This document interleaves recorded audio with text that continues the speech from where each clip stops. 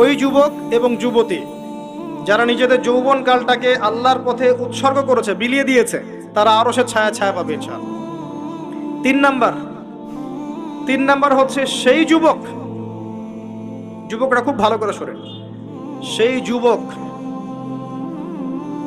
যাকে কোনো সুন্দরী উচ্চ বংশীয় নারী জেনার জন্য আহ্বান করেছে, ওখানে দেখার কেউ ছিল না, কিন্তু যুবকটা বলেছে আমি আল্লাহকে ভয় করি, আমাকে দেখান। এমন যুব সমাজে যারা চরিত্র ইউসুফের মতো আলাইহিস সালাম। ইউসুফ আলাইহিস সালাম হচ্ছে আপনার চারিত্রিক আদর্শ। পড়ে দেখেন সূরা ইউসুফ। আর অনেকে সূরা ইউসুফকে ইউসুফ জুলাইখার প্রেম কাহিনী বানিয়ে দিয়েছে, তাই না? এগুলো কিন্তু মিথ্যা সিরিয়াল দেখছেন, এগুলো ভালো না সিরিয়ালগুলো, এগুলো কিন্তু বাজে কথা ছড়ানো হচ্ছে। সূরা ইউসুফ জুলাইখার প্রেম কাহিনী ছিল না।